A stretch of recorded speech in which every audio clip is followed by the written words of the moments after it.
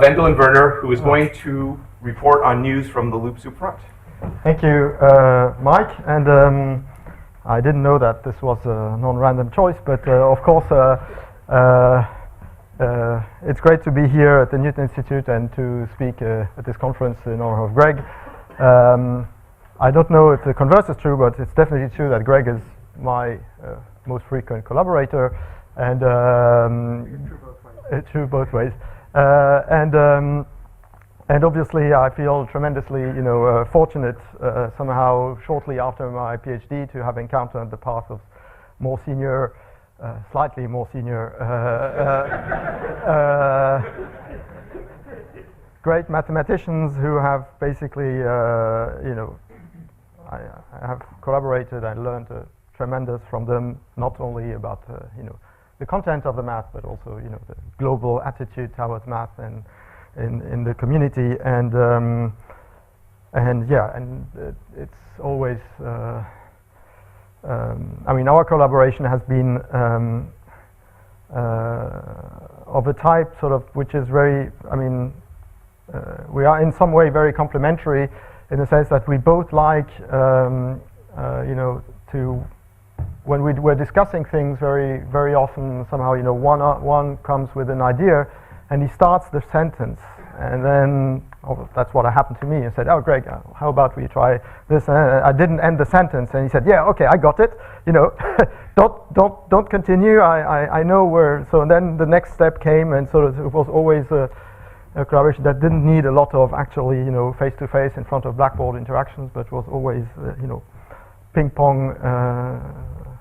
Great fun, and certainly one of the greatest the greatest memories of my academic life is these type of moments where suddenly things move on.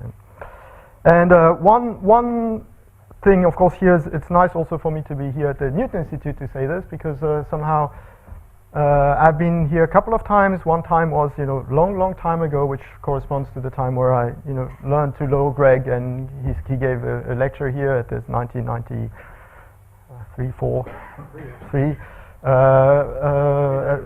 at the beginning of the Newton Institute's existence, and that sort of shortly afterwards we sort of started a bit later interacting on the questions we're looking at. And about 13 years ago, or something like that, when there was another program taking place here where I did spend some time. And Greg was here also, and that was the time where we, had, worked out these, this object that we called then the loop soup. And it's quite funny. I remember these moments when you had email exchanges about where you had this random collection of overlapping loops that were, in the domain and the Brownian case, and you were wondering how to call it. And it's a nice feeling to know that everybody now says the loop soup. But I remember the exchange of emails of how to choose this name, right? And I think shortly afterwards you found somewhere on Google a song called the Loop Soup. When you Google the Loop Soup, you end up with some not very good song called the Loop Soup. Anyway, so what I want to talk about, I don't want to lose too much time either in sort of great introduction, because I know that Greg doesn't, he wants to go to the point and hear about math. But is that, well, maybe I should just, conclude that we all know, I mean, all of us who, have, if we look back into, probability theory in the last 30 years, there are a couple of very, very influential people who will have a lasting influence, not on, local results, but also on the way the field has developed. And clearly, people, when we look back, it's sort of amazing to see how much of Greg's, personal choices, in which direction to go, and so have, made a tremendous impact. And the existence of today's, of this, random geometry program, in some sense, is also, and all these, young people here working on this field. The fact that this has, exploded in that way is really to a very, very large extent due to Greg's, insight and giving directions. Okay, so what I want to report now is sort of new stuff about the Brownian, about related to the loop soups. And I did put myself under some pressure to try to, finalize, have everything in order to explain that to you today. So what I'm going to talk about is, before I forget, sort of part of what I'm going to say is joint work with who is one of my PhD students who is somewhere in the hiding here, yeah. And in some sense, it's a long story. If you are, it's trying to fit in one missing piece of the global puzzle, where the keywords are Gaussian free fields, loop soups, CLE, square of the Gaussian free field, and how these things are related, local sets, how these things are related with each other, and in a way it's quite a challenging task to try to say this, because a number of the key players in this area are here. I see that Yves has not arrived yet, so this is fortunate. So, that David, Greg, Alain, so everybody will surely, if I start a sentence at some point, each of you guys will say, okay, now I got it, now what's the next, what comes next? And I'll try to explain it, and I will it's a sort of fairly long story with sort of various inputs, so I will try to be, fairly quick, and I will not have time to go into any technical details. So maybe I should start with background about the loop soup. And the background is the following, that there exists this measure mu, which is a measure, an infinite measure that is supported on the set of Brownian loops in the plane or in 3D or whatever dimensions. This is a measure on Brownian paths. It's important that this is a measure on Brownian path. They are oriented, so there's an arrow sitting somewhere, and it is a measure on unrooted paths. So it's a measure basically on a set of pictures of oriented paths from, say, the circle into your domain, and modular reparametrization, increasing reparametrization of the circle. This is this Brownian loop measure. It has a discrete analog, and maybe I should immediately say that what the discrete analog is in z squared, or in delta z squared, would be the measure that to each,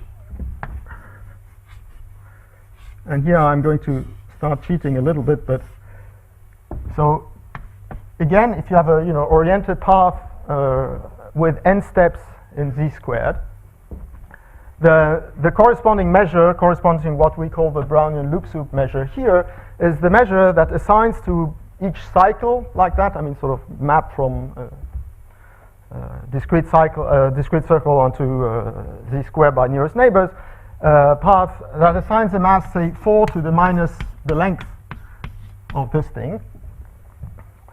Except that there's a normalization issue that some of you may know, and typically one likes, either, in certain cases, there's a factor 1/2 that one wants to put in there. So for those of you, for my normalization of the Brownian loop measure and the one we had in our first paper with Greg, somehow the discrete analog is the discrete measure that assigns to each oriented loop of length n, possible one on the lattice z squared, this mass. And indeed, there's no root in there, it's just this path. And this Brownian loop measure has a number of interesting, fun properties, which makes it particularly interesting. And so one sort of properties, maybe some, is that if you have a domain D, if D is a domain,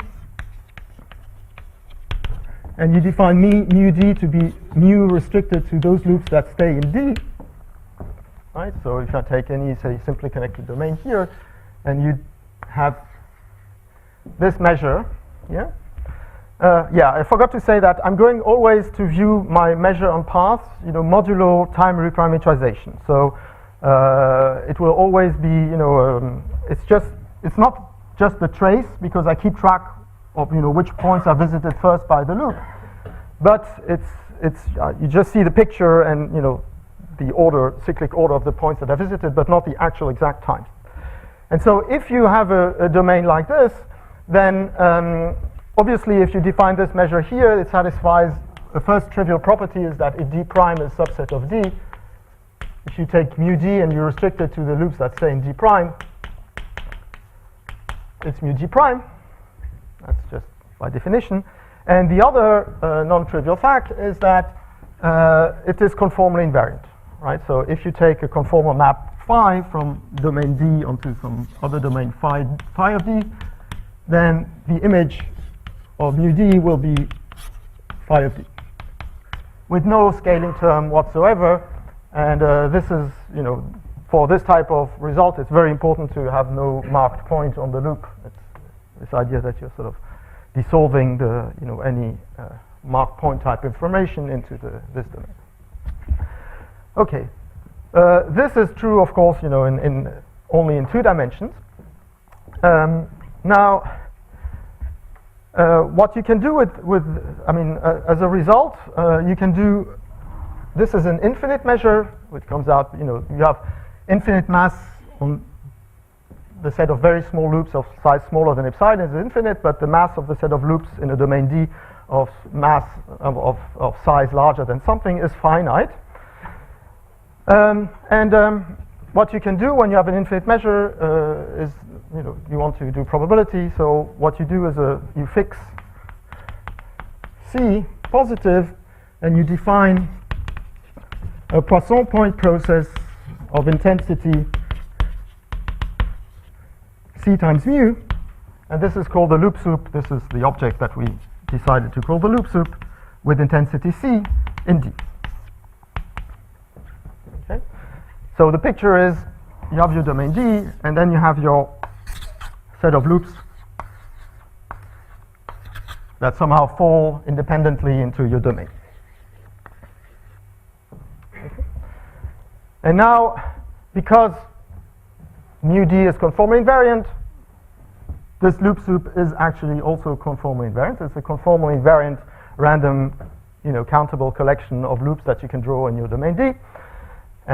Meaning, and it is related, the loop soup in D is related to the loop soup in D prime when D prime is contained in D by just, you look at the loop soup in D, you kick out all the loops that don't stay in D prime, and you get a loop soup in D prime. Everything is very, very easy here. So you have this combination of some sort of restriction idea and conformal invariance. And now the question is, this random object,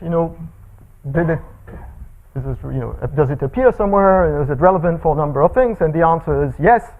So this case C equal 2 for the normalization so I'm having in mind here is an object that is very closely related to uniform spanning trees and David's algorithm. So these are, you can view them as the set of loops erased when performing Wilson's algorithm. And again, for those of you who have worked this out either privately or you read the book of Greg and Vlada or some papers of Eve, well, you know that there's a slight catch in the discrete world when you multiple loops, things like that. And then there's a slight catch also in the way how maybe, when I say the set of loops erased when performing Wilson's algorithm, maybe you have to do some little, rescheduling of what you call a loop, because somehow when you look at the union of different loops, there's this sort of, you could sort of try to do a little bit of, plumbing to say, okay, now this, other loop that is hanging here, I attached it to the previous one, and I decide that this is going to be a new whole loop. And this is sort of going to be very relevant to what I'm going to say a bit later. However, as it turns out, so geometrically speaking, when you look at this guy, you don't have what happens when C is smaller than 1, which is when C is smaller or equal to 1. So basically, this is sort of, somehow was in a way related to our paper on the Brownian loop soup with Greg when we, said that. The one called the Brownian loop soup. Sort of, this was the idea, one of the underlying ideas. So when you take C smaller or equal to 1, what happens is that the following phenomenon occurs: is that you have your domain D here, and your loops are here. And okay, now forget about the colors. So they are. Okay, I have to be consistent with colors. Let's take yellow. When you look at the picture in a deterministic way, you can define clusters of loops. So you decide that two loops, that overlap, are going to be in the same cluster, and this way you define clusters of loops. And if you look at the outer boundaries of these clusters, right, and the outermost outer boundaries of these clusters, right, you get a conformally invariant random family of self-avoiding loops now, because these are outer boundaries of clusters, and we have information about the fact that Brownian loops don't have cut points, things like that. So you get a random collection of simple loops here, and it's important for to keep in mind that I'm going to take the outermost boundaries of outermost clusters of Brownian loops. Of course, here inside here I have plenty of other clusters of Brownian loops that will be disjoint, that will be nested inside each other, but I just take the outermost ones.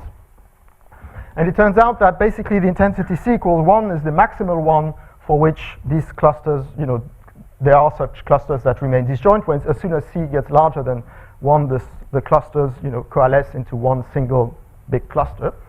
However, this shows that, you start with a very natural simple object, you construct this natural simple object.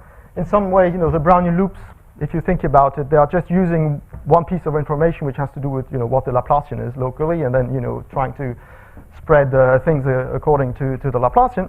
And then you construct in the deterministic ways these collection of loops, and they are certainly relevant to interesting things. And as it turns out, and that's this sort of paper with Scott, this long paper with Scott, where we took us time, but finally laid out the proof of the fact that these collection of loops are in fact what is called CLE kappa loops, closely related to scaling limit or conjectured scaling limit of discrete lattice models. And there's this function between kappa and C, which is the usual relation between kappa and C that comes from the C of kappa would be sort of 8 3 kappa minus 8 6 minus kappa over 2 kappa, right? And the C basically will be between 0 and 1. So if you want to go the other way, if you know C, then kappa is the value between 8/3 and 4 that corresponds, that solves this second order polynomial. So, okay, so now what I want to emphasize, a couple of things immediately, plant a few tiny seeds. The first thing is imagine, and I'm sure a number of you, have been thinking along this way, and I know for sure that David, for instance, has. Look at a cluster like this, and one goal, eventually I want to prove something like have a complete description of the picture of the Brownian loop soup when you look at it inside one of the clusters. Right? So some sort of complete decomposition of a Brownian loop soup cluster, how it is made of, what this is made of. So the first remark, that you have everyone should have in mind is if I take a typical point on the boundary here, typically it will not be on the boundary of, it will not be on a loop, right? A typical point on the boundary of a cluster will be a point that is sort of reached only by an infinite chain of loops.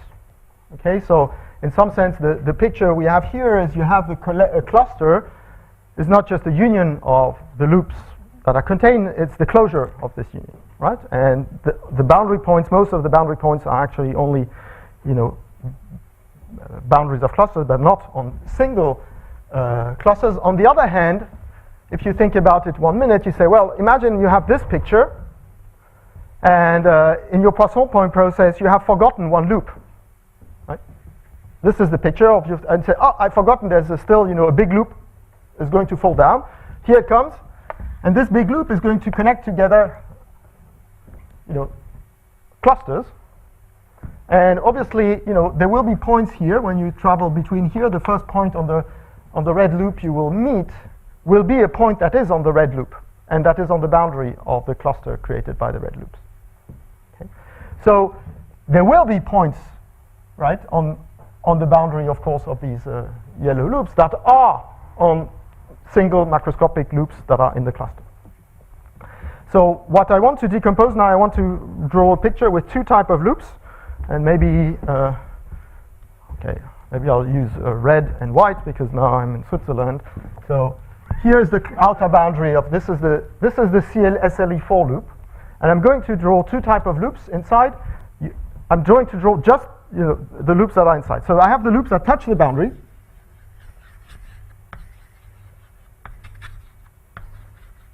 Okay, the red loops,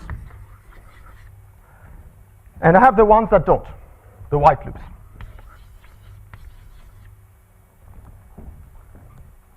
Okay, now there's a first remark you want to make, and I'm going to say a few words. I want to spend a little bit of time now so that you see with the subtlety of what is going on here.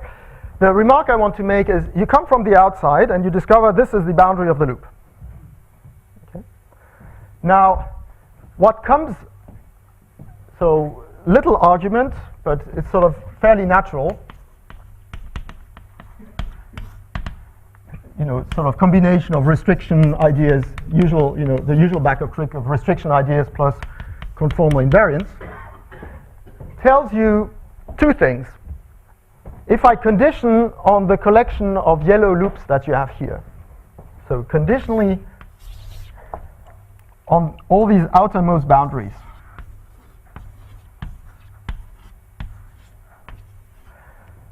so in some sense, intuitively, what does the picture here inside this thing look like?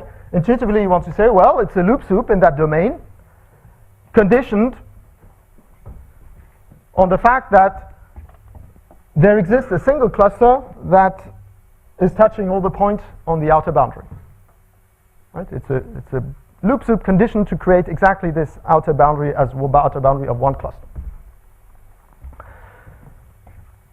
But this type of description looks pretty much conformally invariant. And furthermore, the fact that what happens here is going to create exactly this outer boundary of a cluster, and the fact that what happens here is creating exactly the outer boundary of a cluster will be independent. If you condition on first put down the yellow guys, and then what happens here and there will be independent. So it requires a little bit of work, but sort of traditional, usual backup tricks will tell you that there exists a distribution in a disk of loops of red stuff and white stuff.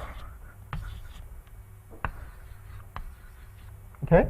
This is roughly speaking a loop soup with intensity C conditioned that there exists a single cluster that has the outer boundary to be the entire circle. And there exists this distribution such that if I conditional on this, the conditional distribution of the actual picture that you have here behind the scene is just plugging in inside each of the yellow loops independent copies of that modulo. You map them conformally in a conformal way. So you have a sample like this, you distort it conformally to put it into this yellow thing, and this is the conditional distribution of what you see inside here. Okay? So roughly speaking, the picture is that there exists a distribution, that you might view as the distribution of the inside of a loop soup cluster conditional on its outer boundary, which is conformally invariant, and such that you have the property that if I condition on the yellow stuff, what you see here is going to be independent conformal copies of what you have there. Any question? Such that, so we can say, sample this picture here is obtained by sample the CLE4, sample the CLE kappa, and 2, put IID, so P, conformally, copies of P inside each loop.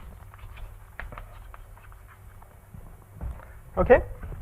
Now, the next step is to say, okay, what can I say about this collection of red and white loops? And so here comes, here there's a slippy, there's something one wants to say and one realizes then that one has to be very careful. So what I want to first make a little remark to explain you why we have to be careful. The little remark I want to say is the following, and this is sort of related to one of the papers we had with Howe about the relation between SLE, CLE, and the Brownian loop soups. The idea is, imagine I discover part of the outer boundary. I have discovered, imagine you have a way to discover just part of the outer boundary of one cluster.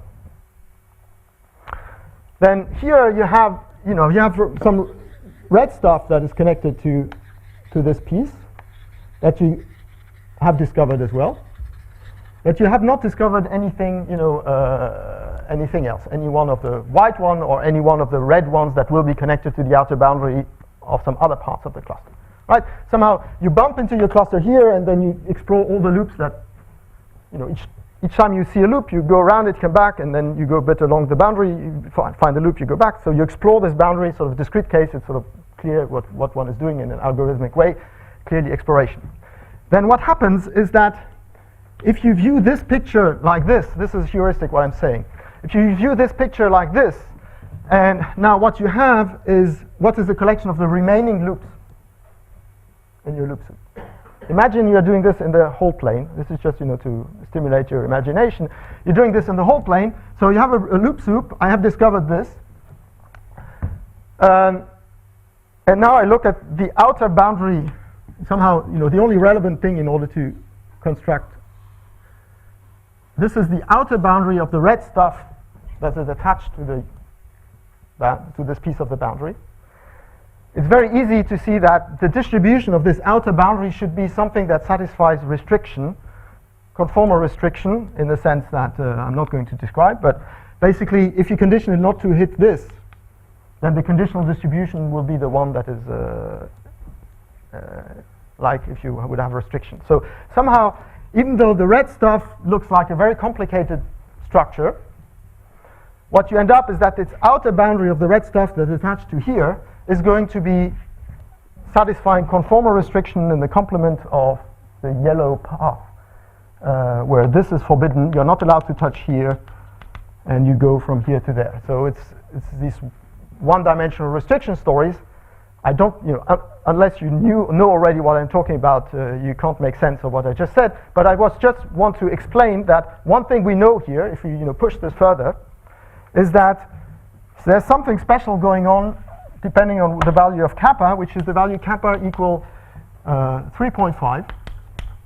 It's fun because that's the first time I saw this value showing up at any point, which is that the structure of the red stuff will have, when kappa is larger than 3.5, what will happen is that you have the red stuff here, and here you know that there will be sort of cut points of the red stuff along the boundary. There's a fractal set on the boundary, so that if I remove, say, only these points that are on the boundary, you actually physically disconnect the collection the red stuff that is lying inside from one another. And this happens when kappa is larger than 3.5. Is kappa smaller than 3.5, it doesn't happen. Okay? So what does this mean? It means the following, that there are when kappa is larger than 3.5, you are not sure that by just looking at the red stuff, you know for sure that this is one cluster. Right? Because, this point that will be, cut points of this, local cut points of this figure here, there might be, like in this case here, corresponding to something that was a cut point of the red loop here. But the yellow guy might also be something that is obtained by just a change of disjoint red clusters. And so you're not quite sure by looking just at the red thing whether you have just a unique, whether this is actually a cluster or not. Okay. However, what we can prove is the following, is that I condition on the red stuff. I'm not yet sure, and I will tell you a bit later that in fact these yellow points, there will be yellow points, so that means that if I look at this decomposition here, I look just at the red thing. If I just take the union of all the red things, it will not be connected when C is greater than 3.5. So this weird scenario so you wonder, well, okay, but if it's not connected, how could it be the boundary of a single cluster?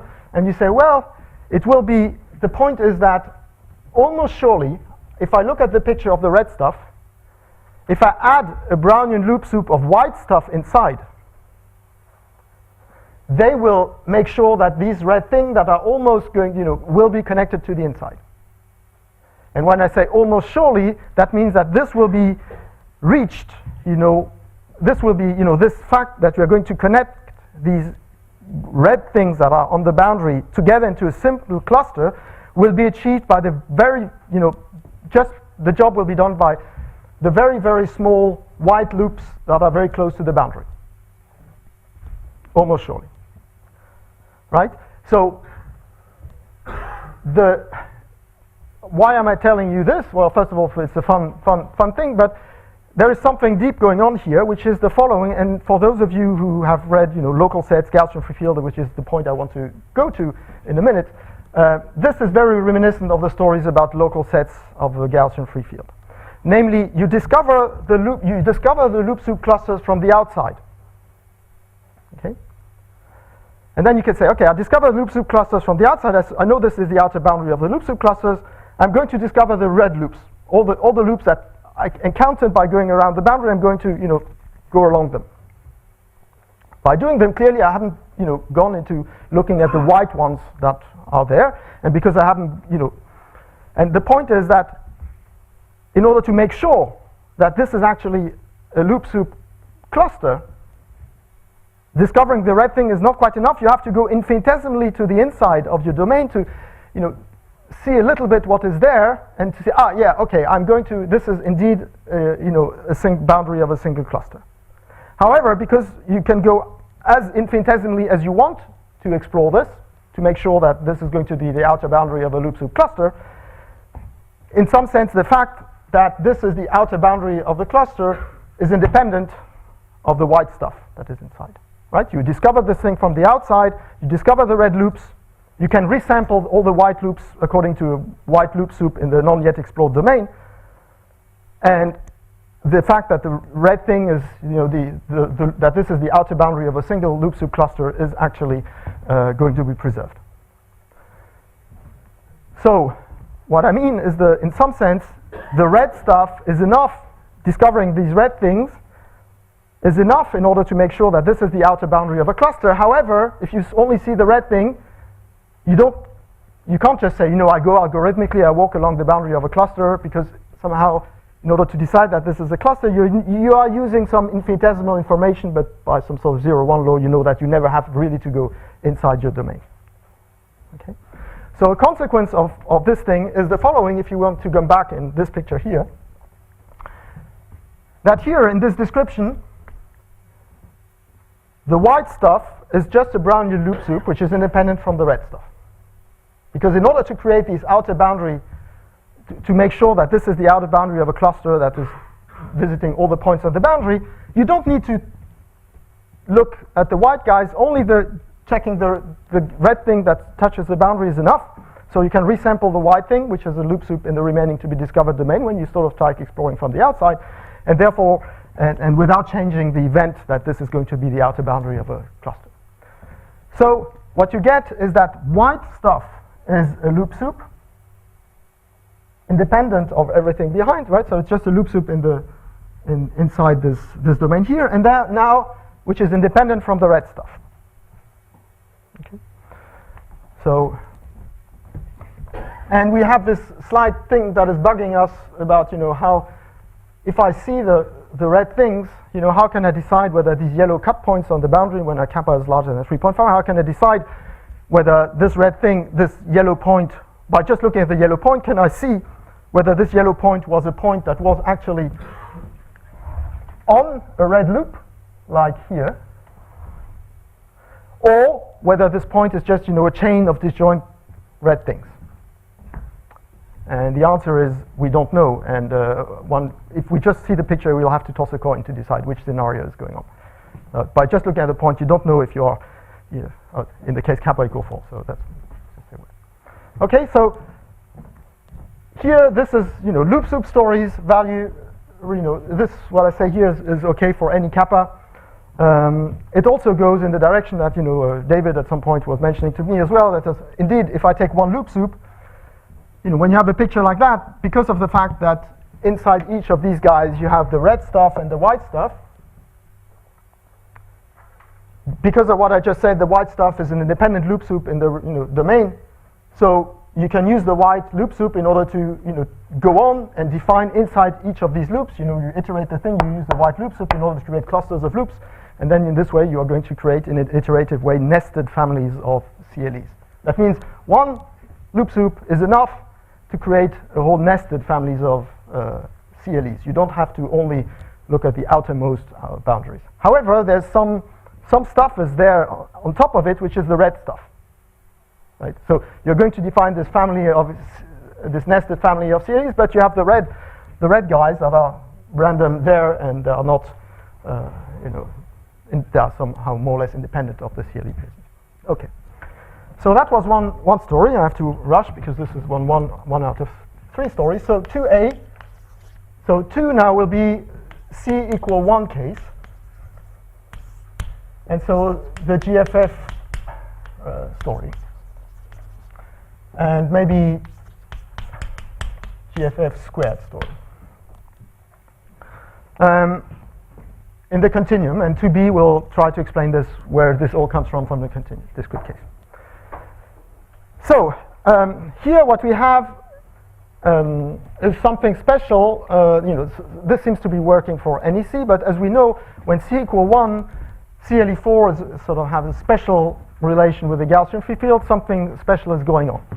And as we know from Oded, Scott, Jason, there's a natural coupling of the Gaussian free field with the CLE4, with the same type of collection of loops, which goes as following. You sample a CLE4. So this is the same collection of outermost yellow loop here for kappa equal 4 at random. For each of them, you toss a coin, which is plus or minus 1 or plus or minus some constant, well-chosen constant, with probability 50%.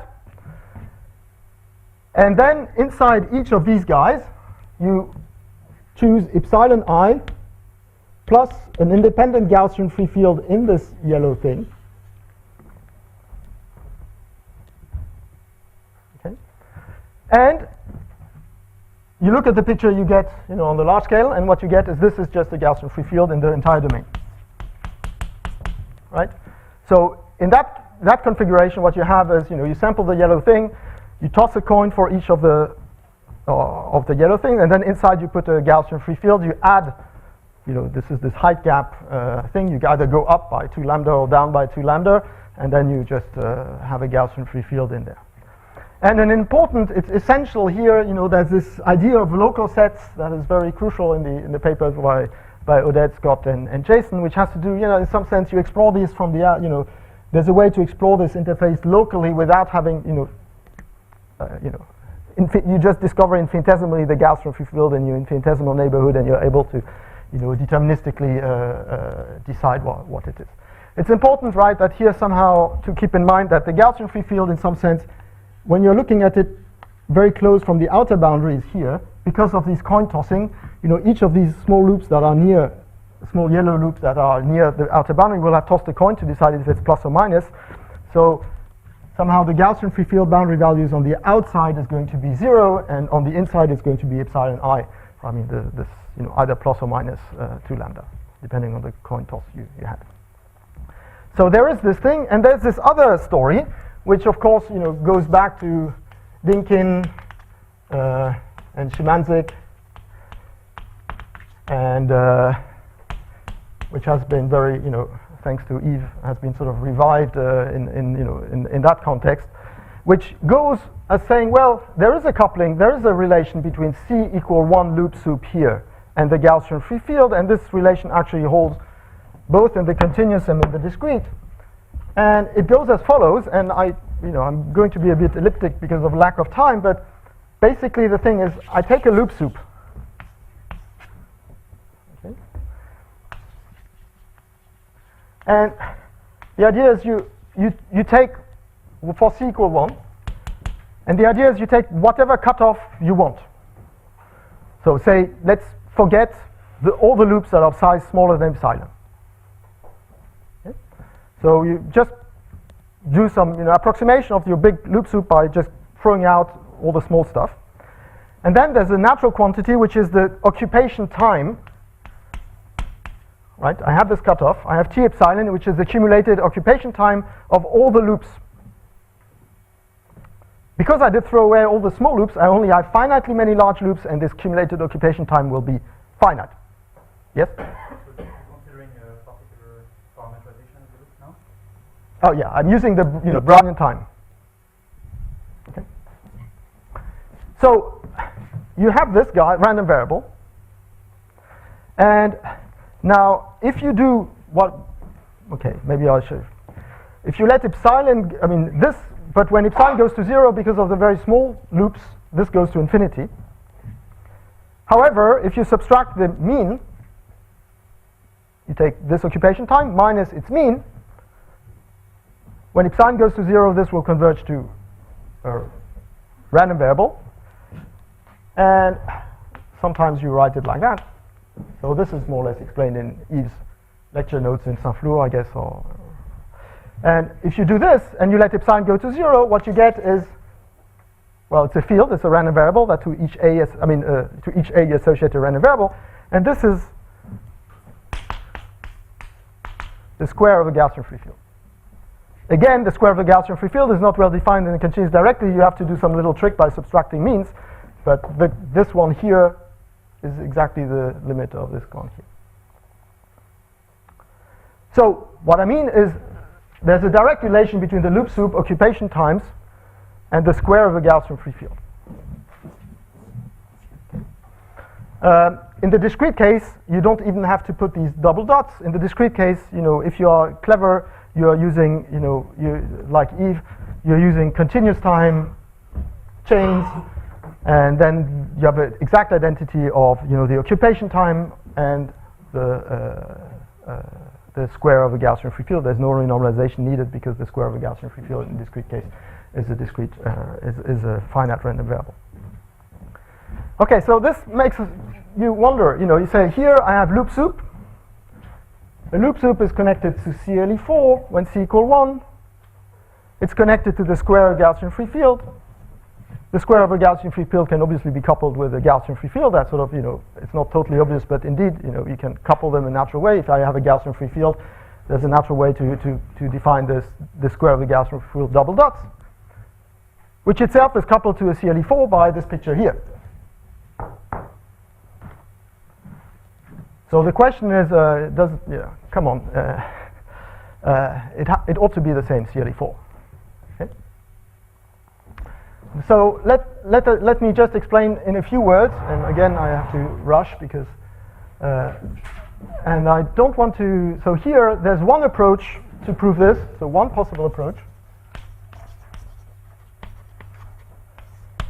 is using what I regard as a key tool in this entire business, which is recent, is basically Titus Lupus description of gamma versus gamma squared in the discrete world. So what Titus explains us, and I'm not going to go into details here, he says, I take in the discrete world a loop soup. I look at the loop soup clusters. You have to be very careful. You have to use these, what he calls cable systems. There's something clever going on, which has eluded us for a while, but so he was able to point it out. You take the loop soup, discrete loop soup. It defines a discrete square of a Gaussian free field. What is missing when you know the square of a Gaussian free field in order to know the Gaussian free field? In the discrete case, well, just the signs. You need to know where it's positive, where it's negative. And so what Titus is saying, well, toss an independent sign on all the loop soup clusters. That's what you have to do. And then you get exactly the Gaussian free field. Right? So roughly speaking, so this is a discrete case, discrete continuous case. So one outcome of what he's describing us here is the following, is that imagine you take the CLE4, of course that is coupled to a loop soup here. Okay? This defines, as I told you, the loop soup here defines a square of a Gaussian free field. And one way to describe what Titus tells us is saying, well, I can always couple the square of the Gaussian free field with a Gaussian free field in a natural way. But if I change arbitrarily the signs of all the Gaussian free fields inside each of these yellow parts, I change the signs of all, I flip the signs of all the coin tosses I did corresponding to the loop soup clusters that are inside this thing. I'm not going to change the law of the coupling with the Gaussian free field. Right? You can flip inside the sign of everything that is inside, and you're not going to change anything about the thing in the Gaussian free field. Exactly in the same way as the coupling that we have over there that tells you I have the CLE4, I have the coupling, I have Gaussian inside each loop, I have independently coin tossing plus Gaussian free field independently, but coin tossing plus Gaussian free field, if I've changed just the sign of everything, it's just coin tosses plus independent Gaussian free field. There are more bonds in the Titus loop. Yes, isn't just there are more bonds, but what happens is that what he's showing is that the law of the outer boundary is converging to the law of the outer boundary of the actual macroscopic stuff. That's why it's important to say that you can flip the coins of everything that is inside in that way. And actually, to prove this, he uses also these SLE, CLE stories again. And he's going to use what I'm going to say, is using also what I'm going to mention in a moment. But now, so what you have to have in mind is that there is a way to, going via this plus Schramm, Sheffield, description of the fact that when you discover, if you discretize the Gaussian free field here and you decide to, you can just explore locally the fact that, the height gap by just in a deterministic way by looking what the Gaussian free field values are in the neighborhood of this thing. So here there are a couple of arguments I put under the carpet.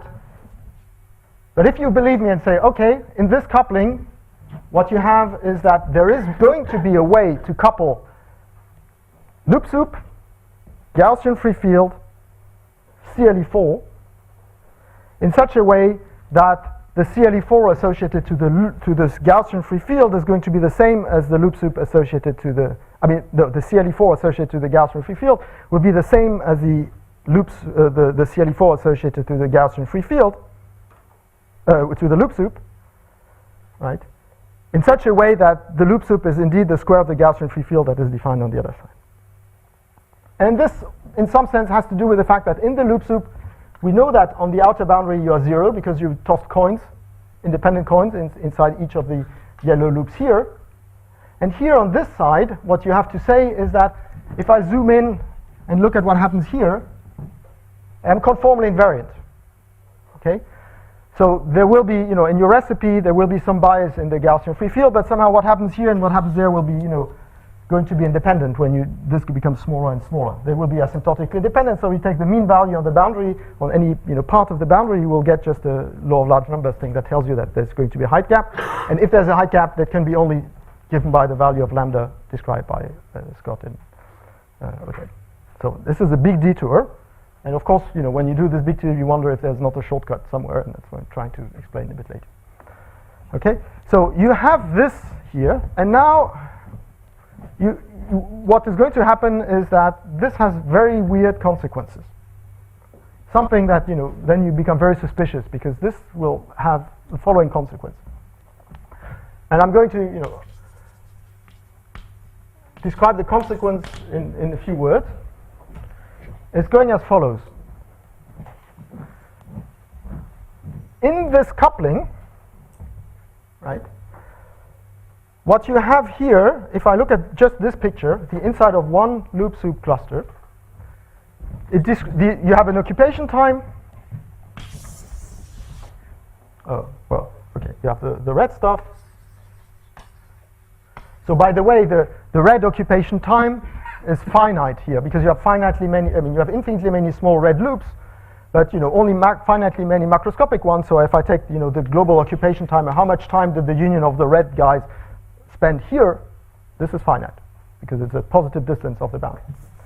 So now what you're going to say is, so I have the red stuff here and the white stuff here, which is an independent Gaussian free field. And so what you get here is let's look at the occupation time inside this loop. What you get here, this is like a squared of a Gaussian free field corresponding to the white stuff, plus the law of the occupation time of the red stuff. And we know these two are independent. If we want this is something which has a finite mean. This has zero mean by definition of what I just said there. Okay, that's what you get here.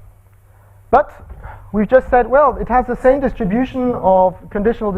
If I look at the Gaussian free field itself, that is there, it's distributed exactly like the one given by the height gap thing in Oded and Scott.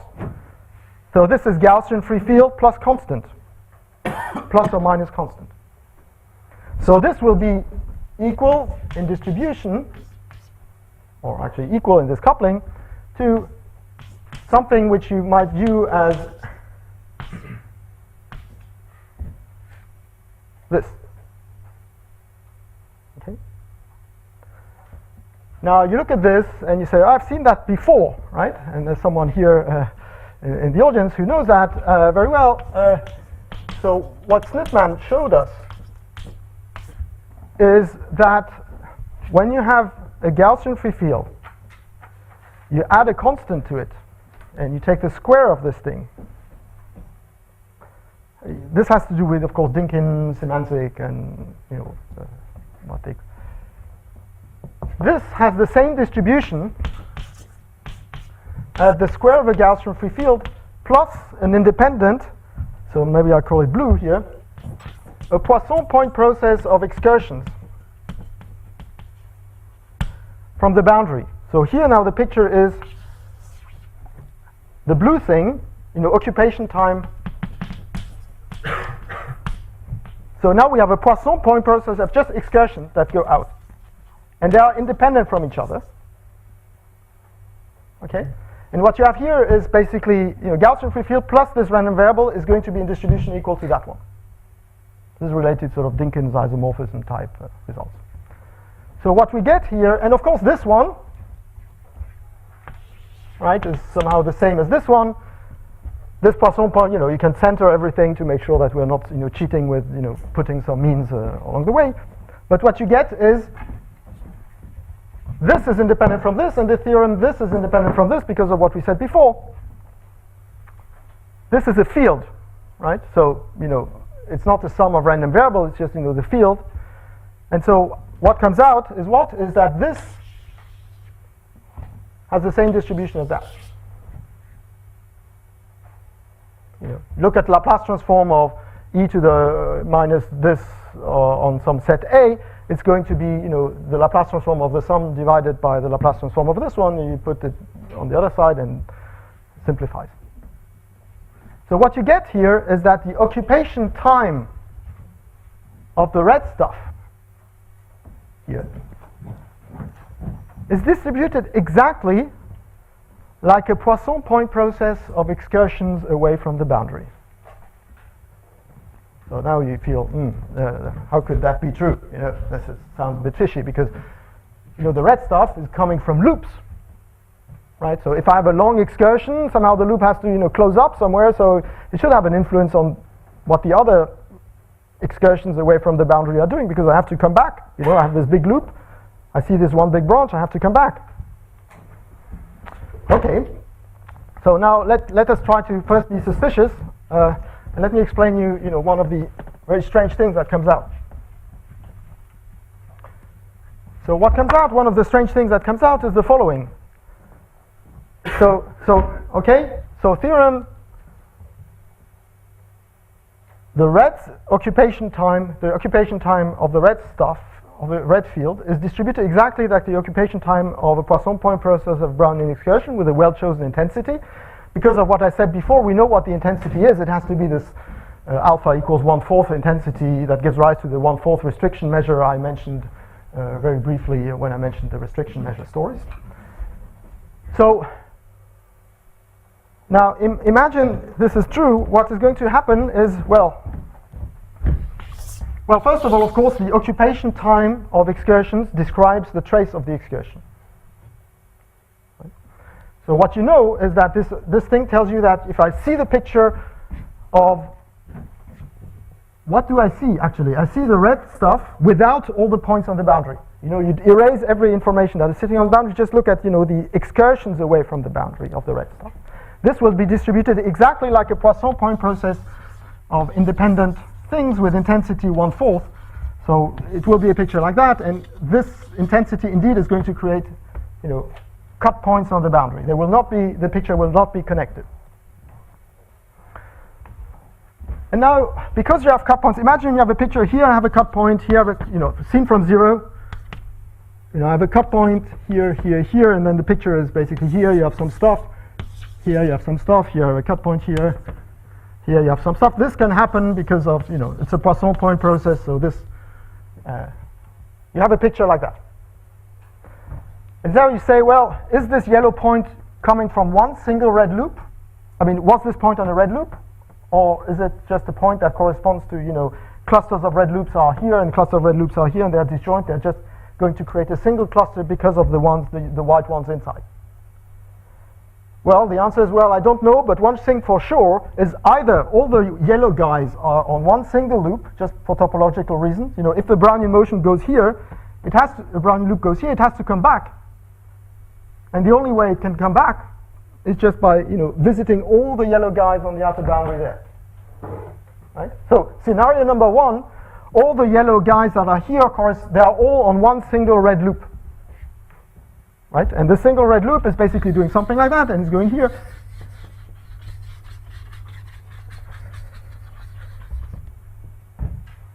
And we know this type of thing can happen because of, the type of picture I did draw when I added this additional guy here. So you have to work a bit more, but you would expect that this will indeed happen. This can happen. Scenario 2, this is actually a point that is obtained by, clustering many red clusters together, accumulation point of cluster of red clusters, in which case they are all disjoint. Right? Because as soon as one of the yellow guys is on the red loop, then the red loop has to go around. Okay. It's one of the two. However, if now in my Poisson point process I add a loop here, one excursion that goes from here to there, then this excursion goes from here to there, it corresponds to a Brownian loop, it has to come back. In order to come back, it will either go back this way or go back that way, but only one of the two ways. That means that in that picture, for sure, you know that on one side, all the yellow guys that were here are inside one loop, and on the other side, they aren't. And this is, in a way, the fact that this is in the loop or it's not local because it depends on the other guys. So by just looking at the local picture, you don't know which scenario is going on, right? So there's some magic going on, right? So there's some magic going on in, look at the law of the blue things. How are you going to reconnect the blue things in order to create the red loops? Well, there's something really weird going on here. This argument tells you, of course, that this type of decomposition with excursions breaks down when C is smaller than 4, because it's sort of, you can see that this will not happen. This is not possible when C, for other values of C. Okay, so you wonder, because of this decomposition, you wonder, okay, now, this is quite satisfactory because here we have in the continuous world, so sorry, I'll be running a bit over time, but in the continuous world, what you have is now, right, just to sum up, I have a CLE4 here, the first one. I have a Poisson point process of excursions in the CLE4, conditionally independent on the CLE4. That describes me all the traits of the red loops. And now inside each of these guys, I have the white loop soup that you can use again to create loops. So now inside of this thing, you have again this plus blue stuff, which is given by Poisson point process of excursions. And inside of each of these guys, you can use again the white, so you have this nested family where you see that you have a decomposition of the entire hierarchical decomposition of the entire loop soup by nested CLE4 plus inside each of the CLE4 loops, you add this Poisson point process of blue stuff. And that gives you exactly the square of the loops. Okay. So now, let me try to give you, in 2 minutes, the discrete version. So discrete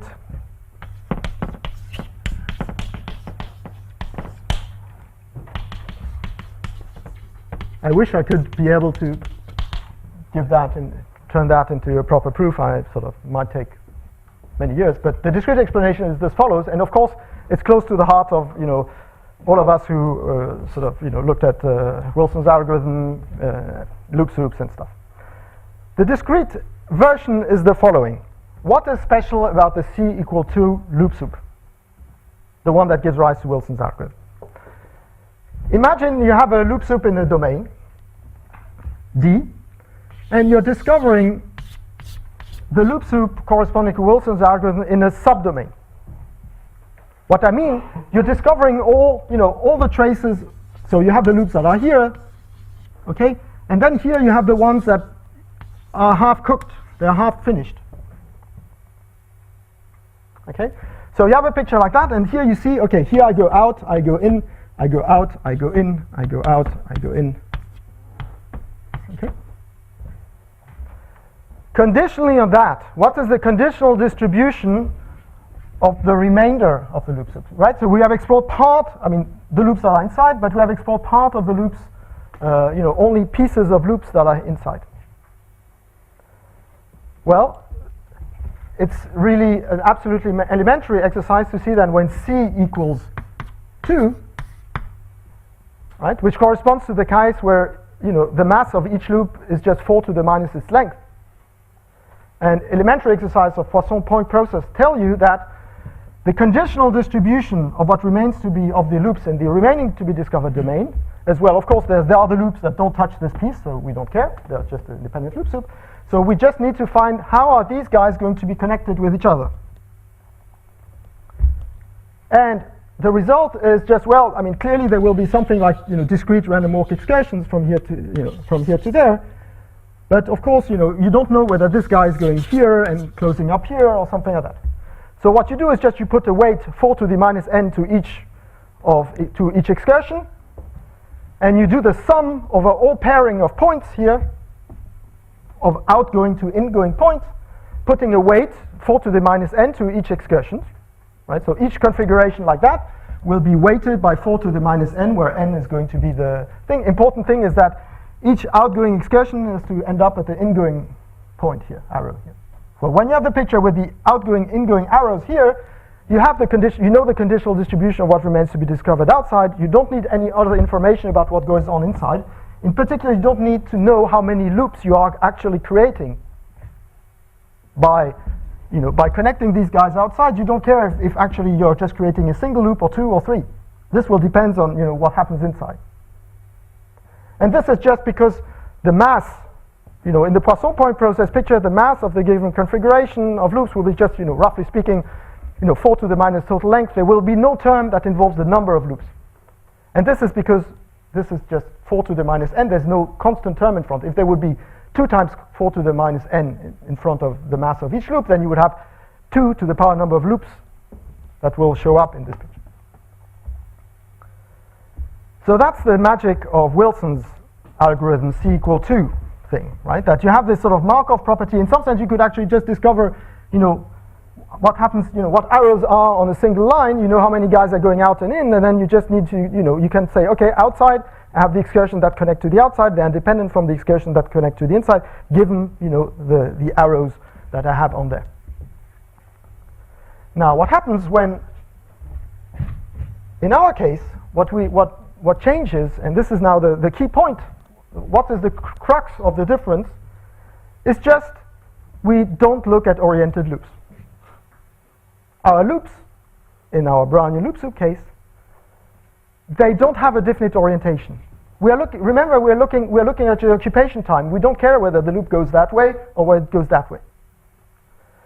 So the same argument here just says, well, but now imagine I discover the loop soup with C equal 1, and this just has to do with, one non-oriented loop soup. If you want to orient it, you have to toss a coin, and so the intensity is divided by 2. So now if I take C equal 1, I have and this works in the discrete.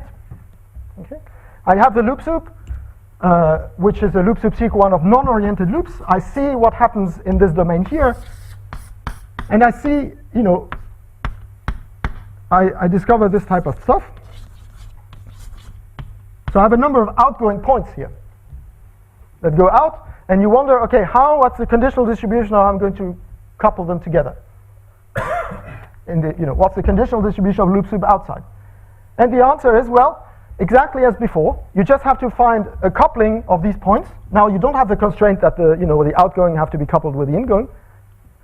You have to find a coupling of these points, and once you have the coupling, you choose an excursion like that. And regardless of how many loops, macroscopic loops this creates, whether it's 1, 2, or 3, the mass of this guy is just going to be proportional to this. So roughly speaking, what you have is a Poisson point process of excursion outside conditioned on where they start and where they land. Okay. And so in some sense, this means that you can discover this goes into the direction that if you're looking at the square of a Gaussian free field, okay, there is something like a Markov property of the square of a Gaussian free field. Namely, if I discover here what happens to this occupation time on the line, I roughly have some sort of information about the intensity of big loops. Of course, I have to be careful because of the normalization that are sitting there, and then you have the loop soup out above, loop soup below, plus these excursions, and you have this independence that shows up, this magic. Okay. So here the crucial thing is, it's the same story that in Wilson's algorithm, except that you look at loops that are not oriented, and therefore you lose a factor 2, because the mass of each loop now will be 4 to the minus L, whether it's oriented in this way or not. So there's something, important here going on about the fact that you want to look at non-oriented loops. Of course, in the continuous world, you could try to look for reversible stories like, indeed, what goes on in the Gaussian free field picture. And so now, maybe I'll just conclude with just a simple remark. It's quite fun because sort of, if you read, say, the conformal field theory books, quantum field theory books, there are things about things relating to the Gaussian fixed point in the normalization group type argument, and then you end up exactly with this idea that, well, the formulas that come out here, there's a very natural Markov chain that comes into the game, somehow, which has to do with, I have these guys here, I have my Poisson, I have all these arrows coming out, and you wonder, how they are going to be connected with each other, and what you end up is exactly, this thing. You have this formula that has to do take the sum of all pairings, and then, okay, if I would have the points a bit up there, you would have sort of Green's, with the product of the Green's function of all these things. So the type of object, I mean, I'm out of time, but the type of object that come out very naturally from this type of decompositions are, formally they look exactly the type of thing, of course, like physicists have been using, ages ago, in a completely different setting. So what I mean is that, as always, and the loop soup is a nice geometric tool and way to put our, give a geometric description of quantities. Now, Rick is here, and a loop has to do with the fact, okay, the thing has to end up where it started, so this has to do with something involving a trace, right? So you're doing some sort of cyclic thing. You're doing and indeed, the sort of it gives sort of a geometric incarnation. This type of Markov property of the loop soup of non-oriented loops for C equal 1 gives some sort of geometric incarnation to things that probably were around before and haven't, physicists haven't waited for us to work with. And okay, so I have to apologize, of course, with the fact that I'm out of time, but also that it might take us a while before we nail down, everything very neatly, especially since it's not clear whether we really want to go along this, tough, this route, and whether there's not a shortcut that goes through the discrete world directly, rather than proving these type in this direction.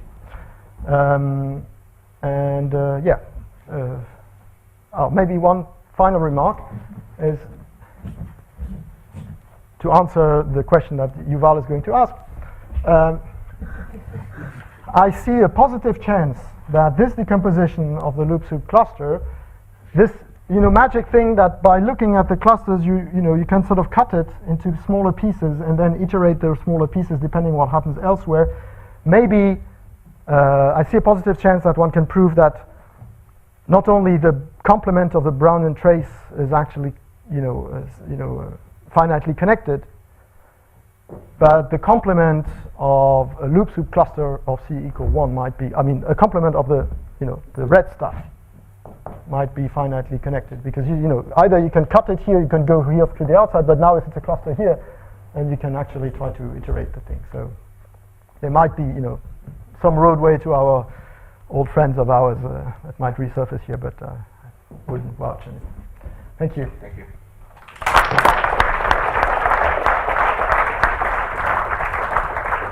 All right, so I suppose we have a brief moment for a question. Does anybody have any for Wendelin? You did already answer one of Yuval's questions. So. Yeah. Where does 3.5 come from?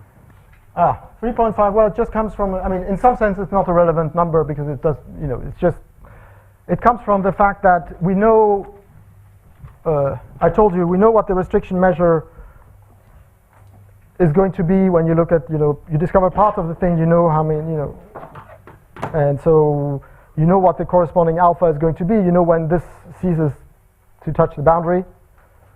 So it's 6 minus kappa over 2 kappa is equal to 1/3, I guess.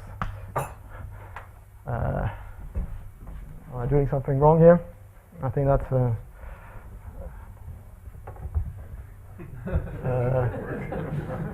I'm doing something wrong. There's a 3 kappa minus. Oh, you think there's no? That's 1/3. No, I think something like that, right? 2/3, 5/3. No, I think it looks something like that. Okay. I hope I.